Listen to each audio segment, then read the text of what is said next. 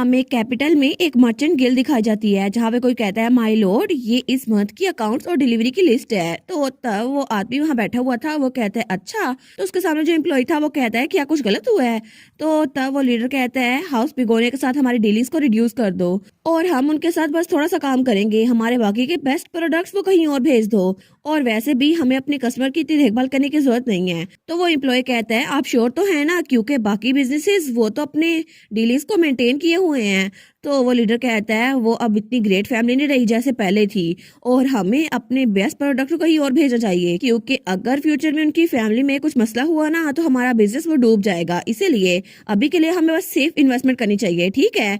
तो उसका एम्प्लॉय कहता है आई सपोज कि आप उनको पसंद नहीं करते, शुरू से नहीं पसंद करते थे। वो कहता है हाँ हाँ, शुरू से ही ना उसके साथ काम करना बहुत ज्यादा मुश्किल था, लेकिन अच्छा हुआ। और दूसरी तरफ हमें ड्यूक, डचिस और हमारा हीरो दिखाया जाता है। तो तब ड्यूक कहता है हाउस बिगोनिया के वेसल्स जिन्होंने लेट ड्यूक को सर्व किया था ना, उन्होंने हमारी सजेशन को एक्सेप्ट कर लिया है, या तो अपने घरों में रहेंगे या कैपिटल छोड़ के चले जाएंगे ताकि रेक्स बिगोनिया का इन्फ्लुएंस वो कम हो सके। तो हमारा कार्सियोन कहता है मैंने भी कंफर्म कर लिया है कि डेड सेकंड सन के सपोर्टर्स वो रेक्स की तरफ जा रहे थे, लेकिन मैंने उनमें से एक अपना स्पाई छोड़ दिया है और इसी वजह से वहाँ फॉल्स इन्फॉर्मेशन फैल रही है और वो लोग एक दूसरे के खिलाफ हो गए हैं और अब रेक्स के लिए आगे बढ़ना थोड़ा मुश्किल हो जाएगा।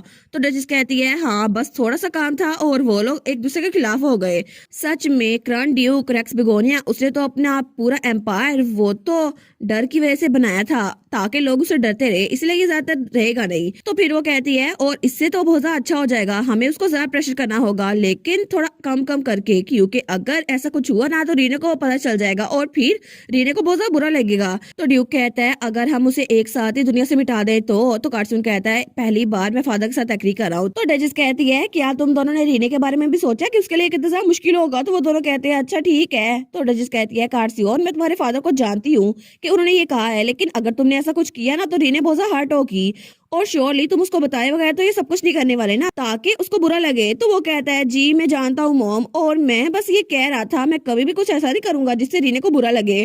तो तब वो मुंह पीछे करता है तो उसकी मॉम सोचती है सच्ची मेरा बेटा, मैंने कभी सोचा नहीं था कि मुझे ऐसा दिन भी देखने को मिलेगा, वो सच में मेरी बात मान रहा है, तुम तो इस फैमिली की हीरो हो रीने। लेकिन तब वो सीरियस होते हुए कहती है फिर भी मैं इस बात को डिनाई नहीं कर सकती कि मैं फिक्रमंद हूँ और हमें उसकी पावर को खत्म करना होगा, क्योंकि जो लेटर्स उसने भेजे है ना उससे पता चलता है कि उसकी रीने की तरफ कितनी ऑब्सेशन है और वो तो बिल्कुल पागल इंसान है। तो तब वो कार्सियोन से कहती है तुम्हें रीने को प्रोटेक्ट करना होगा चाहे कुछ भी हो जाए। तो कार्सियोन कहता है जी मॉम मैं कुछ भी करूंगा लेकिन रीने को प्रोटेक्ट करके रहूंगा। और तभी दरवाजे में दस्तक होती है और वहां पर हेड बटलर यूनो था। वो कहता है मुझे माफ कीजिएगा लेकिन मुझे आप सबसे कुछ डिस्कस करना है। तो डचिस कहती है अच्छा क्या बात है। वो कहता है वेल मैं इस बारे में बिल्कुल श्योर नहीं हूँ लेकिन मुझे लगता है कि मिस रीने की बॉडी उसमें बहुत सारे चेंजेस आ रहे हैं। और तब थोड़ी देर बाद हमें रात का सीन दिखा जाता है जब वहां पर ड्यूक वो तो बिल्कुल ब्लैक एक्सप्रेशन के साथ बैठा हुआ था और डचिस उनके एक्सप्रेशन भी सेम टू सेम अपने हस्बैंड की तरह थे और कार्सियोन वो भी रीने के सामने कुछ शो नहीं करता, लेकिन हमारी रीने वो सोचती है आखिर यहाँ पर हो क्या रहा है, सिर्फ यहाँ पर मैं ही कुछ महसूस कर पा रही हूँ कि टेबल पे कुछ ऑफ है और आखिर इन सबके एक्सप्रेशन ऐसे क्यों है। तो तब वो कहती है क्या आज सबका दिन अच्छा रहा। तो डचिस कहती है क्या वो हाँ हाँ बहुत ज्यादा अच्छा रहा, बहुत ज्यादा लवली था। तो ड्यूक भी कहता है हाँ बिल्कुल परफेक्ट था, लेकिन उनके एक्सप्रेशन बिल्कुल नहीं बदले थे। तो हमारी सोचती है कितना अजीब लग रहा है ना, कार्सियोन भी बिल्कुल खामोश बैठा हुआ है। तो तभी कार्सियोन को याद आता है जब बटलर यूनो उसने कहा था अगर मैं आपको सच बताऊं ना तो मैंने एक दो दिन पहले मिस रीने को अपने आप से बात करते हुए सुना था। वो अपनी बेली को सहला रही थी और कह रही थी कि उनको थोड़ा इजी रहना होगा क्योंकि वो इसको निकाल नहीं सकती और इसीलिए उनको कोई ऐसा ड्रेस पहना होगा जो कंफर्टेबल हो। तो तब उसने तो रीने की बात को गलत समझ लिया था, लेकिन कार्सियोन वो सोचता है उसकी बात सुनकर तो मुझे लग रहा है कि रीने के पेट में कुछ बहुत ज्यादा प्रीशियस है, लेकिन डचिस सोचती है क्या पता रीने को अपनी बेली बहुत ज्यादा पसंद हो, है ना। तो तब ड्यूक भी सोचता है अगर हमने अभी रीने से पूछ लिया ना तो वो अनकंफर्टेबल हो जाएगी और हम तो अभी तक उसके इलाज बने भी नहीं है ना। तो कार्सियोन वो सोचता है लेकिन अगर ऐसा कुछ होता रीने प्रेग्नेंट होती तो वो सबसे पहले मुझे बताती ना, क्या मैं सच में ट्रस्टवर्दी नहीं हूँ। तो रीने सोचती है पता नहीं सबको क्या हो गया है, लेकिन चलो छोड़ो मैं जल्दी से खाना खाती हूँ और वापस अपनी लैब में जाऊंगी। और तब वो खाने की तरफ चम्मच बढ़ाती है। वो सोचती है सबसे पहले मैं अपनी रिसर्च पे वापस जाऊंगी, ठीक है, ताकि पेंडेमिक का इलाज ढूंढ सकूं, लेकिन उसके लिए मुझे अपनी बेस्ट करनी होगी। और जैसे वो इस डिश को अपने मुंह में डालती है ना तो तभी हमें बताया जाता है एक सेकंड के लिए रुके, क्योंकि सबसे पहले पता करते हैं रीने की फूड जिसको वो सबसे ज्यादा नापसंद करती है वो कौन सी है। क्योंकि रीने एकेडमी से जब पहली बार अपने घर गई थी ना, तो उसके कजन ने कहा था रीने तुम्हारे लिए एग प्लांट बनाए हैं, लेकिन रीने को तो बैंगन बहुत ज्यादा नापसंद थे। और आपको क्या लगता है उसको वो कितने नापसंद होंगे? इस दुनिया में सिर्फ उसे 3 लोगों से नफरत थी, जिसमें सबसे पहले रेक्स बिगोनिया था, दूसरे नंबर पे इरहान था और तीसरे नंबर पे बैंगन था। लेकिन अगर कहा जाए ना तो उसे बैंगन रेक्स बिगोनिया से भी ज्यादा नापसंद था। और उस वक्त रीने उसने सोचा ही नहीं था कि इस वक्त खाने में क्या है, लेकिन जैसे वो खाना सर्व किया गया ना तो रीने ने इस बात का ध्यान दिया कि खाने में क्या है, क्योंकि वहां पे कलर्स बहुत ज्यादा थे। लेकिन तभी हमें दोबारा से वही सीन दिखा जाता है और उसके बदले में रीने ने जैसे उसको खाया ना, उसको पता चल गया कि ये बैंगन है। और रीने वो बेचारी, वो तो फीमेल लीड थी ना, इसीलिए उसे मुंह से बाहर नहीं निकाल सकती थी और तभी वो अपना मुंह बंद कर लेती है। वो सोचती है नहीं नहीं मुझे इसको चबाना ही होगा, मुझे इनके सामने ये सब कुछ नहीं करना होगा, अगर मैंने बाहर निकाला ना तो इनको लगेगा मैं बहुत ज्यादा रूड हो रही हूँ।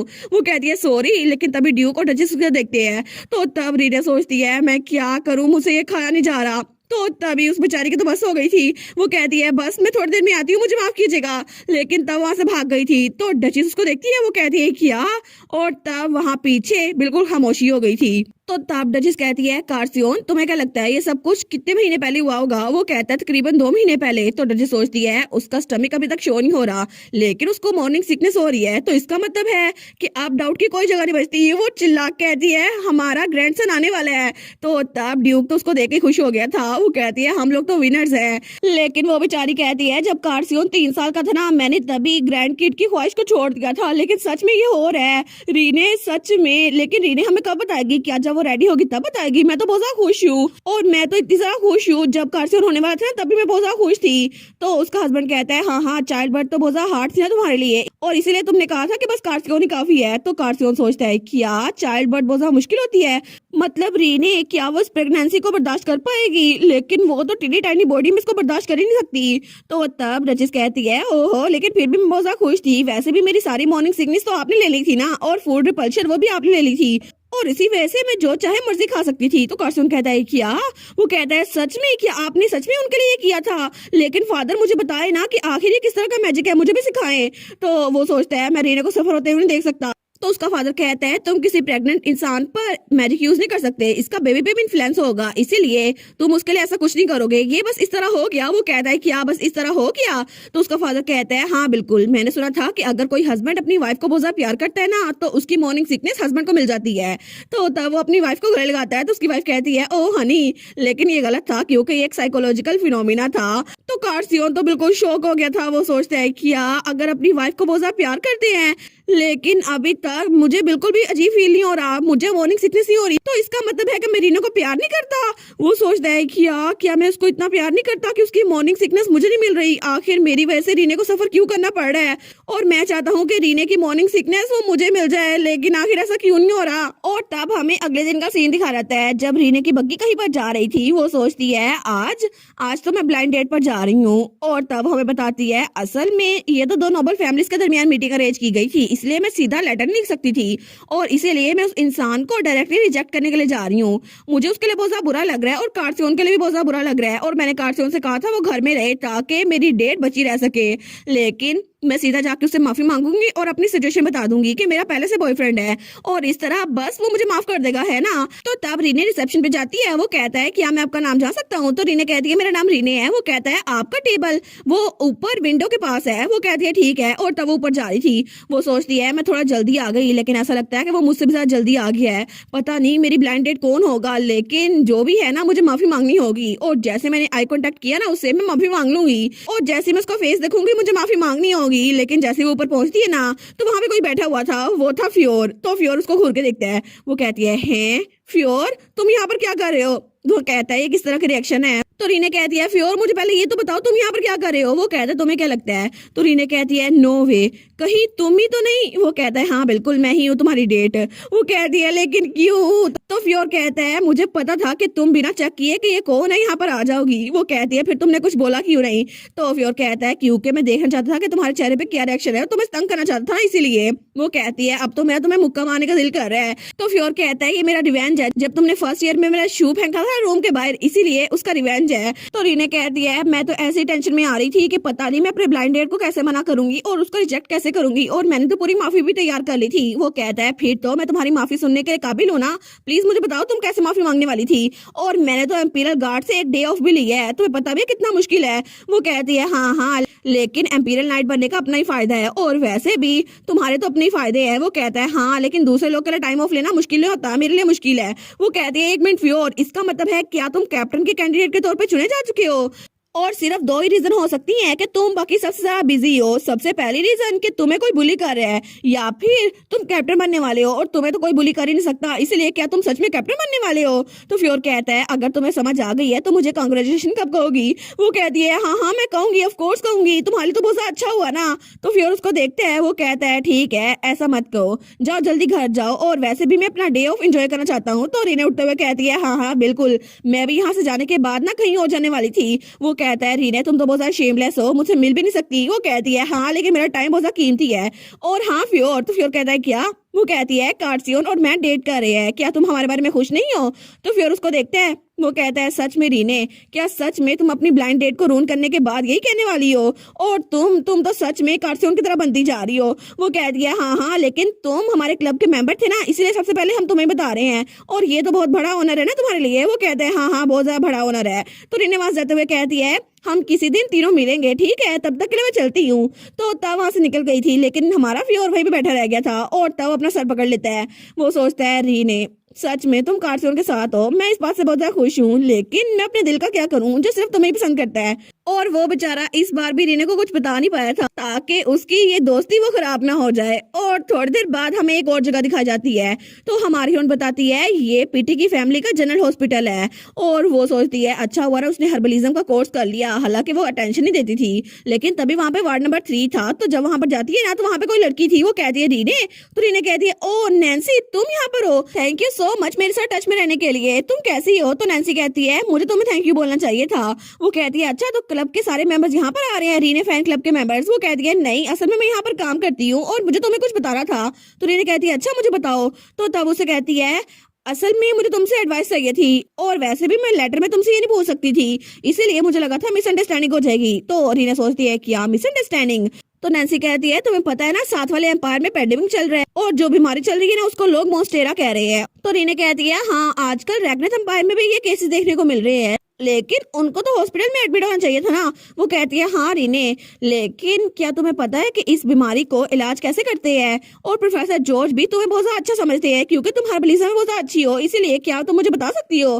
तो रीने कहती है क्या, लेकिन मैं कैसे? वो कहती है नैन्सी क्या सच में तुम्हें वो बीमारी हो गई है? तो नैन्सी रोते हुए कहती है मुझे नहीं, मेरे फादर को, मेरे फादर बहुत ज्यादा बीमार है। तो रीने कहती है नैन्सी ये बहुत बड़ा इशू है, तुम्हें उनको रिपोर्ट करना चाहिए। वो कहती है अगर मैंने उनको रिपोर्ट कर दिया ना, फिर भी मेरी बात सुनो, मेरे फादर की बीमारी वो मोन्स्टेरा की सिमिलर ही है, लेकिन वो कोई इन्फेक्शियस डिसीज नहीं है। और मोन्स्टेरा वो तो एक हफ्ते के लिए उनको वहां पर अलग से रखते हैं, और हमने अपने फादर को अलग रखा हुआ है, लेकिन पूरी फैमिली उनके पास जाती है उनकी देखभाल करने के लिए, लेकिन किसी को बीमारी नहीं हुई। लेकिन लगता है कि सिर्फ फादर को बीमारी है, लेकिन अगर मैंने उनको एडमिट किया ना हॉस्पिटल में, तो कोई भी उनके पास नहीं जाएगा, और इस तरह मेरे फादर वो बचेंगे नहीं। तो हमारी सोचती है क्या इसके फादर की सिम्टम्स वो सेम है, लेकिन वो इन्फेक्शियस नहीं है, इसका मतलब है ये तो वही बीमारी थी जो मेरे पेरेंट्स को हुई थी। लेकिन नैन्सी कहती है प्लीज रीने, किसी और को पता चल गया ना तो मेरे फादर को क्वारंटाइन में रख देंगे, और इस वजह से कोई भी उनको ट्रीट नहीं कर पाएगा, और मैं सिर्फ तुमसे हेल्प मांग रही हूँ, प्लीज रीने मुझे बताओ क्या करना चाहिए। तो तब वो रोई जा रही थी। तो हमारी रीने कहती है रोना बंद करो नैन्सी, मुझे सोल्यूशन का पता नहीं है, लेकिन मैं पूरी कोशिश करूंगी। वो सोचती है मोन्स्टेरा, इससे तो मुझे मेरे पेरेंट्स की डिसीज याद आ गई, लेकिन फिर भी मैं तब उनको क्योर नहीं कर पाई थी, और मुझे नहीं पता कि मैं इस बार भी क्योर कर पाऊंगी या फिर नहीं, लेकिन मुझे कोशिश करनी होगी। वो कहती है ठीक है, मैं अपनी लैब में वापस जा रही हूँ, और अगर मैं आज या कल वापस ना आई तो प्लीज समझ जाना कि मैं उस पर रिसर्च कर रही हूँ, और मैं 2-3 दिनों में वापस आ जाऊंगी अचानक से। तो तब रीने वहां से भाग रही थी। वो सोचती है क्या मेरी रिसर्च काम आ जाएगी, लेकिन अगर मैं ज्यादा लेट हो गई तो क्या मैं नैन्सी के फादर को बचा सकूंगी? पता नहीं, अगर नैन्सी को अपनी फैमिली को उसी बीमारी की वजह से खोना पड़ा तो? वो सोचती है मैं ऐसा नहीं होने दे सकती, मैं कभी भी ऐसा नहीं होने दे सकती। लेकिन तभी वो आगे भाग रही थी, तो तभी आगे कोई खड़ा हुआ था, और रीने उसे टकराती है, लेकिन तभी वो आदमी वो रीने को पकड़ लेता है। तो रीने कहती है ओ आई एम सॉरी, मैंने देखा नहीं आपकी तरफ। लेकिन जैसे ही वो उसकी तरफ देखती है तो वहां पे रेक्स बिगोनिया था। वो कहता है रीने फाइनली तू मुझे मिल ही गई। तो रीने वो तो बहुत ज्यादा शौक हो गई थी। तो रेक्स बिगोनिया हंसते हुए कहता है फाइनली रीने हम लोग मिल ही गए। और तब वो रीने को पकड़ लेता है। वो कहता है मैं तो तुम्हारी हार्ट बीट यहाँ सुन सकता हूँ। लेकिन रीने को तो बहुत ज्यादा पसीना आ रहा था और उसका दिल तो बहुत ज्यादा तेज से धड़क रहा था क्योंकि उसको बहुत ज्यादा डर लग रहा था। वो कहता है मेरे माइंड में तो तुम हमेशा स्माइल करती रहती हो, इसीलिए मैंने कभी सोचा नहीं था कि तुम्हारा दिल भी धड़कता होगा। लेकिन सच में रीने मैं पूरे 4 साल बाद तुमसे मिल रहा हूँ और मैंने तुम्हें ढूंढने की कितनी ज्यादा कोशिश की थी ना। लेकिन रीने उसको तो बहुत ज्यादा डर लग रहा था। वो दिल में सोचती है मुझे कार्सियोन को बुलाना होगा, बस कार्सियोन को बुलाना होगा, लेकिन मेरी आवाज वो निकल नहीं रही। तो तब रेक्स बिगोनिया वो तो उसे पकड़ते हुए कहता है तुम तो बहुत ज्यादा स्मार्ट हो रीने, तुमने हाउस लिसेंटियस में जाकर छुपना पसंद किया और शायद तुम इसी वजह से चालाक थी। लेकिन तुम्हें पता है मैं तुम्हें कितना ज्यादा मिस कर रहा था और हर एक दिन सिर्फ मैं तुम्हें मिस कर रहा था। और हर दिन मेरे हाथ में वो लेवेंडर फ्लावर्स होते थे और डे आफ्टर डे हर दिन मैं सिर्फ तुम्हारा इंतजार करता था और मैं तुम्हारे बारे में सोचता रहता था। तो रीने वो कांपती हुई आवाज में कहती है कार। तो वो कहता है क्या रीने तुम किसका नाम ले रही हो? तो वो कहती है कार कार। लेकिन वो कहता है मेरा नाम रेक्स है रीने, अगर तुम्हें नाम लेना है ना तो मेरा लो, ये मेरा नाम नहीं है। लेकिन रीने बेचारी उसको तो समझ नहीं आता वो क्या करे। तो रीने सोचती है मुझे बस थोड़ा सा माना डालना होगा, ये बहुत इजी है, मैं ये कर सकती हूँ। वो कहती है कार, लेकिन तभी वो उसको अपने आप से छुड़वाने की कोशिश करती है। वो कहती है कार्सियोन प्लीज यहाँ पर आ जाओ। और तभी कंपेनियन मार्क की वजह से कार्सियोन तभी उसके पास आ गया था और उसने उसको पीछे कर लिया था। लेकिन रेक्स बिगोनिया वो दूर जा गिरता है। तो तब हमारी रीने उसको कार्सियोन ने पकड़ लिया था। वो कहती है कार्सियोन प्लीज यहाँ पर आ जाओ कार्सियोन। तो तब कार्सियोन उसको गले लगाते हुए कहता है कोई बात नहीं रीने, मैं यहाँ पर आ गया हूँ, तुम फिक्र ना करो। वो सोचता है ये तो सांस ही नहीं ले पा रही, ऐसा लगता है ये बहुत ज्यादा पैनिक हो गई है, अगर यही चलता रहा तो ये अभी बेहोश हो जाएगी। वो कहता है रीने प्लीज प्लीज सांस लेने की कोशिश करो, क्या तुम ये कर सकती हो? लेकिन रीने वो तो रोई जा रही थी। वो कहती है कार्सियोन प्लीज कोई तो यहाँ पर आओ।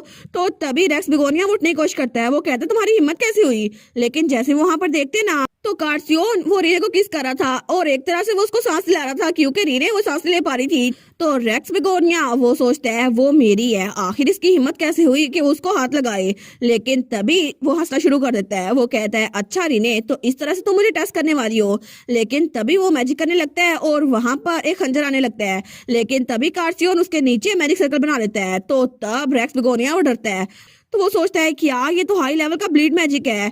तो तब कार्सियन उसके पास आता हुआ कहता है तुमने बहुत ज्यादा प्रोटेक्शन की होगी बिगोनिया, लेकिन ये सारी की सारी चीजें मेरे सामने यूजलेस हैं। और तब उसके सामने बैठते हुए कहता है अब मुझे ये बताओ कि तुम गिव अप कैसे करने वाले हो। तो कार्सियन कहता है रीने ये डिसाइड करेगी कि तुम्हारे साथ आगे क्या होगा, लेकिन अभी के लिए ये बात डिफरेंट है, तुम चूज करो हाथ पाँव या लेग्स, या फिर तुम्हारी आईज भी काफी रहेंगी, बस कुछ भी चूज करो क्योंकि तुम्हारे पास एक पेयर है और मैं दूसरे को अकेला छोड़ दूंगा। तो रेक्स बिगोनिया उसको देखते हैं। वो सोचता है यही सब कुछ तो मैंने अपने भाई से कहा था राहुल से, और मैंने उसकी एक टांग और एक आंख वो जाया कर दी थी क्योंकि मैंने कहा तुम्हारे पास भी पेयर है। लेकिन तभी रेक्स बिगोनिया वो हंसने लग जाता है और तब वो बहुत ज्यादा जोर जोर से हंस रहा था। तो कार्सियोन उसको तो बहुत ज्यादा गुस्सा आ रहा था। वो कहता है ठीक है तो इसका फैसला मैं खुद ही करता हूँ। और तब वो रेक्स की तरफ हाथ बढ़ाता है, लेकिन रेक्स उसके हाथ को देखता है। वो सोचता है ये भी बिल्कुल मेरी जैसा है, सेम टू सेम कार्सियोन लिसांटियस वो मेरे जैसा है। तो रीने अगर तुम्हें ये इंसान पसंद है तो फिर मैं तुम्हारे लिए कार्सियोन बन जाऊंगा, लेकिन अभी के लिए बस मेरा इंतजार करो रीने, क्योंकि चाहे ये इंसान मेरे साथ अभी जो मर्जी करे लेकिन मैं तुम्हारे लिए वापस जरूर आऊंगा रीने। और तब थोड़ी देर बाद हमें लिसांटियस मीनार दिखा रहता है और रात का सीन था। तो तब रीने वो अपने बेड पे सोई हुई थी और उसके साथ डोबी भी था। तो तभी एक डॉक्टर वहां से बाहर निकलती है। तो डचेस कहती है रीने कैसी है, क्या वो ठीक है? तो डॉक्टर कहती है जी और ग्रेस उनको बहुत ज्यादा मेंटल शॉक लगा है लेकिन फिजिकली वो बिल्कुल ठीक है और हमने उनको दवाइयां दे दी हैं, इसी वजह से वो सो रही हैं। तो डचेस वहां बैठते हुए कहती है चलो अच्छा हुआ, ये तो अच्छी बात है कि रीने ठीक है। लेकिन तब वो कहती है क्या तुमने सुना कार्सियोन, लेकिन अब तुम अपने टेम्पर का क्या करोगे? तुम्हें पता है ना रीने के इर्द गिर्द तुम ऐसा नहीं कर सकते, तुम्हारा माना वो लीक हो रहा है। और कार्सियोन उसके इर्द गिर्द तो ब्लैक हो रहा था, लेकिन तभी वो उस ब्लैक कोरा को खत्म करता है। वो कहता है ठीक है बस मैं होल्ड बैक नहीं कर पाया था। तो डचेस सिल्विया कहती है ठीक है अब ये बेहतर है और मैंने कभी भी तुम्हें इतने गुस्से में नहीं देखा। तो तब उसकी मॉम कहती है मुझे ये बताओ तुमने रेक्स के साथ क्या किया? वो कहता है मैंने उसको एक वार्निंग के साथ छोड़ दिया क्योंकि मुझे रीने की जान बचानी थी और इसीलिए मैंने उसके साथ बाद में डील करने का सोचा, लेकिन वो वार्निंग मुझे लगता है शायद उसके लिए काफी नहीं थी। मुझे उसकी एक नहीं दोनों की दोनों टांगे तोड़ देनी चाहिए थी और उसकी दोनों आंखें फोड़ देनी चाहिए थी। तो उसकी मॉम कहती है अच्छा ठीक है तुमने अच्छा काम किया। वो कहती है डॉक्टर क्या रीने को किस चीज की जरूरत है तो प्लीज मुझे बताइएगा, और उसकी सेफ्टी और स्टेबिलिटी सबसे पहले आती है। तो तब वो डॉक्टर कहती है योर ग्रेस, अगर आप ये बात कर रही हैं तो मुझे आपको कुछ बताना था। तो वो कहती है हाँ मुझे क्या बताना था। वो कहती है असल में मिस रीने की कंडीशन के बारे में मुझे आपको कुछ बताना था। तो वो दोनों कहते हैं क्या क्या चीज। लेकिन तभी दरवाजे के बाहर ड्यूक खड़ा हुआ था। वो सोचता है क्या अभी थोड़ी देर पहले मुझे ऐसा माना फील हो रहा था जैसे वो एक्सप्लोड होने वाला है, लेकिन अभी वो बिल्कुल खत्म हो गया है। इसका मतलब है सिल्विया या कार्सियोन में कोई मेंटल डिस्ट्रेस में है। तो तब वो दरवाजा खोलता है। वो कहता है सिल्विया क्या तुम ठीक हो। लेकिन तभी सिल्विया वो खड़ी होती है। वो कहती है क्या आपने क्या कहा। तो वो डॉक्टर कहती है जैसे कि आपने मेंशन किया था कि मिस रीने वो प्रेग्नेंट है और इसीलिए मैंने ये मेक श्योर करने के लिए चेक किया कि वो ठीक है या नहीं। लेकिन जैसा मुझे डर था बिल्कुल वैसा ही हुआ। मिस रीने वो तो प्रेगनेंसी के कोई साइन शो नहीं कर रही। तो ड्यूक और डचेस तो बिल्कुल शॉक हो गए थे, लेकिन कार्सियोन वो तो बहुत ही ज्यादा शॉक हो गया था। वो कह रहा है क्या इसका मतलब है रीने का मिसकैरेज हो गया है। तो तब वहां से जाते हुए कहता है मैं अभी वापस आता हूँ। तो तब वो तो बड़े गुस्से से वहां जा रहा था। वो कहता है मैं अभी उस रेक्स बिगोने को ढूंढूंगा और मैं तो उसकी चमड़ी उधेड़ दूंगा। आखिर उसकी हिम्मत कैसे हुई मेरी रीने के साथ ये करने की। और उसकी वजह से रीने को मेंटल शॉक लगा और मेरी रीने वो तो बहुत गुस्से में था। तो डचेस कहती है ठीक है तुमसे बाद में मिलूंगी कार्सियोन, और अगर तुम वहां जा ही रहे हो तो रेक्स बिगोनिया के पूरे घर को भी तबाह कर दो। और ड्यूक और डचेस वो दोनों भी इतने गुस्से में आए हुए थे जैसे अभी रेक्स उनके सामने आए और वो उसको जान से ही मार डालें। लेकिन तब हमें कुछ दिनों बाद पब्लिक हॉस्पिटल दिखा रहता है और तब रात का वक्त था। तो तब नैन्सी वहां पर खड़ी थी। वो सोचती है रीने मैंने उस दिन से तुम्हारे से कोई बात नहीं सुनी, लेकिन मुझे लगता है शायद मैंने उससे कुछ ज्यादा ही मांग लिया था। और वैसे भी अगर वो मेरी हेल्प ना भी करे तो भी ठीक है क्योंकि हम लोग इतने क्लोज नहीं थे और मैं तो बस उससे हेल्प मांगना चाहती थी इसीलिए। लेकिन तभी रीने उसके पीछे आती है। वो कहती है नैन्सी। तो नैन्सी कहती है रीने, और तब रीने वो कहती है मुझे माफ करना इतनी अचानक से यहाँ आने के लिए, लेकिन इन दिनों में कुछ हो गया जिसकी वजह से मैं तुम्हारे पास नहीं आ पाई। और वैसे भी मैं तुम्हारे फादर के एड्रेस पर गई थी और उनके कंडीशन चेक करने के लिए गई थी। तो नैन्सी कहती है तुम्हें ये करने की जरूरत नहीं थी रीने। वो कहती है नहीं, असल में मैं जो कर सकती थी मैंने वो किया, लेकिन अभी तक मुझे माफ कर दो मैं मेडिसिन नहीं बना पाई। लेकिन तुम्हारे फादर की हालत। तो नैन्सी कहती है इट्स ओके रीने, मुझे बस इस बात का डर था कि अगर मैं किसी से मदद मांगूंगी तो वो मुझे इनकार कर देगा, लेकिन कम से कम तुमने कोशिश तो की ना। और वैसे भी मैं अपने फादर की कंडीशन को अच्छे से देख रही हूँ और वो पहले से बेहतर नहीं हो रहे तो पहले से बदतर भी नहीं हो रहे, और इसीलिए तुम्हें फिक्र करने की जरूरत नहीं है। कम से कम तुमने मेरी फैमिली की तरफ अपनी पीठ नहीं दिखाई और मैं कभी नहीं भूलूंगी कि तुमने मेरी हेल्प करने की कोशिश की थी। तो रीने वो कहती है नैन्सी, और तब उसको गले लगाती है। वो कहती है प्लीज मुझे थोड़ा सा वक्त दे दो, मैं डिसीज पे रिसर्च कर रही हूँ, मैं जरूर मेडिसिन बना लूंगी, लेकिन मैं सच में चाहती हूँ कि इसकी मेडिसिन बन जाए। तो वो कहती है मुझे तुम पर यकीन है रीने, मैं तुम्हारा इंतजार करूंगी।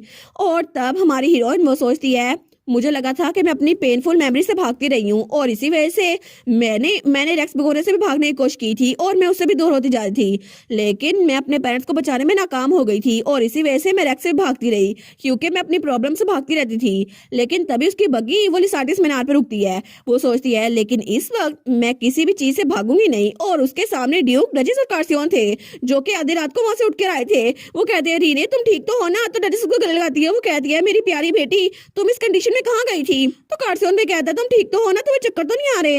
वो कहती है मुझे माफ कीजिएगा आपको फिक्रमंद करने के लिए, लेकिन मैं तो बस थोड़ी देर के लिए कुछ चेक करने के लिए गई थी और इसलिए मुझे यहाँ से बाहर जाना था।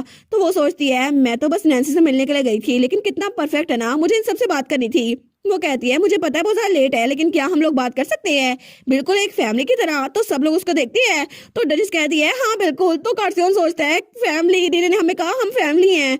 तो तब डचेस उसको बता देती है कि असल में रेक्स बिगोने के पीछे कार्सियोन गया था, लेकिन वो वहां से भाग चुका था और उसके सारे वेसल्स उसके खिलाफ हो चुके हैं। और वहां पे उसके बॉडीगार्ड्स ने भी ये बात बिल्कुल कंफर्म कर दी है कि उसने तुम्हें मारने की कोशिश की थी और कार्सियोन को भी, और इसी वजह से अब उसकी कोई पहचान नहीं रही। अब वो सिर्फ एक भिगोड़ा है, वो ड्यूक नहीं रहा। तो ड्यूक भी कहता है हाँ बिल्कुल हाउस भिगोरिया वो तो बिल्कुल डिवाइड हो चुका है और इसीलिए उनके लिए अच्छा होगा कि वो डिक्लेरेशन ऑफ वार के खिलाफ कोई रिस्पॉन्स दे। और अब ड्यूक वो तो भाग चुका है और इसी वजह से जो फ्रैक्शन रेक्स बिगोने के साथ थी उसको छोटे भाई यानी कि थर्ड बेटे के साथ हो गई है, राहुल बिगोनिया के साथ, और उसने सबको रेक्स बिगोने के खिलाफ कर दिया है। तो रीने सोचती है राहुल। तो वो कहती है बार रूम में वो मुझसे मिला था, उसने मुझसे कहा था मुझे रेक्स से भागना चाहिए क्योंकि रेक्स मेरे पीछे है, ऐसा लगता है कि वो अपने तरीके से फाइट बैक कर रहा है। तो ड्यूक लिसाटियस कहता है रीने अगर तुम चाहो तो हम राहुल बिगोनिया को नेक्स्ट ड्यूक ऑफ बिगोरिया बना सकते हैं। वो कहती है क्या। तो डचेस कहती है अगर हम चाहते तो उस फैमिली को पूरा खत्म कर देते, लेकिन हमें ये करने की जरूरत नहीं है क्योंकि इससे बहुत ज्यादा काम बढ़ेगा। तो ड्यूक भी कहता है हाँ बिल्कुल बहुत ज्यादा काम बढ़ जाएगा, लेकिन अगर तुम चाहती हो तो हम उस फैमिली को बिल्कुल खत्म कर देंगे, क्योंकि मैं नहीं चाहता कि जिस नाम ने तुम्हें इतनी तकलीफ दी है वो जिंदा बचे। तो रीने कहती है ये तो बिल्कुल ऐसा लग रहा है कि हाउस बिगोनिया सिर्फ इस वजह से खड़ा था क्योंकि आपने उनको इजाजत दी थी खड़े होने की। तो ड्यूक कहता है हाँ तुम ऐसा कह सकती हो, क्योंकि एम्पीरियल फैमिली अगर हमें कोई खतरा समझती है ना तो उसके लिए हाउस लिसेंटियस का एक राइवल होना चाहिए। तो वो सोचती है अच्छा मुझे लगता है कि मैंने इनका बहुत बड़ा सीक्रेट सुन लिया, लेकिन फिर भी मुझे बहुत ज्यादा अच्छा लग रहा है कि ये सारी फैमिली मेरे साथ है और किसी ने मुझे अकेला नहीं छोड़ा। तो तब वो थोड़ा सा स्माइल करती है, तो कार्सन उसको देखते हैं, वो सोचता है रीने ने स्माइल की, लेकिन क्या ये आइडिया इसको इतना अच्छा लग रहा है कि हम रेक्स बिगोनिया की फैमिली को खत्म कर देंगे। अगर ऐसा ही है ना तो हम एम्पीरियल फैमिली को भी खत्म कर देंगे ताकि रीने स्माइल कर सके। लेकिन रीने सोचती है ठीक है, मैं अब रेक्स बिगोनिया से डरने नहीं वाली, मैं अब मेडिसिन पे काम करने वाली हूँ और मैं ये कर सकती हूँ रीने। तो तब वो कहती है सब लोग मुझे आप लोगों से एक फेवर चाहिए था। तो ड्यूक कहता है तो बस तुम बात करो। वो कहती है लिसांटियस टेरिटरी जहाँ पर आपकी लैंड है वो मेजिस का इलाका है ना, तो मैं वहां पर जाकर रिसर्च करना चाहती हूँ, क्या आप मुझे इस बात की इजाजत देंगे? और वैसे भी मुझे लगता है कि शादी को थोड़ी देर के लिए टालना चाहिए और जब सारी चीजें हो जाएंगी ना तब उसके बाद हम लोग शादी कर सकते हैं, क्योंकि मैं चाहती हूँ कि मेरी और कार्सियोन की मैरिज उससे पहले सारे मसले हल हो जाएं। तो तब वहां पर सब लोग बिल्कुल खामोश हो गए थे। तो रीने सोचती है क्या ये लोग इतने ग्लूमी क्यों हो गए हैं? तो डचेस कहती है हाँ ये बेस्ट के लिए है। तो वो सोचती है इन लोग को तो खुश होना चाहिए था ना, ये लोग इतने डिप्रेस क्यों लग रहे हैं? लेकिन डचेस वो सोचती है बेचारी रीने, इसको इतना सा मेंटल शॉक लगा है और ये इसका मिसकैरेज भी हो गया है, लेकिन अभी तक इसने अपनी प्रेगनेंसी को सीक्रेट रखा हुआ था हमसे। तो तब वो कहती है रीने तुम सबसे ज्यादा इंपॉर्टेंट हो, अगर तुम खुश हो ना तो हम भी बहुत ज्यादा खुश हैं, तुम्हें ये बात पता है ना? तो पीछे से ड्यूक भी कहता है हाँ हाँ बिल्कुल। तो रीने कहती है क्या? वो कहती है जी मुझे ये बात पता है, लेकिन वो सोचती है कुछ तो अजीब लग रहा है, पता नहीं शायद जब मैं घर में नहीं थी तो कुछ हुआ था, लेकिन ये लोग मुझे बता क्यों नहीं रहे?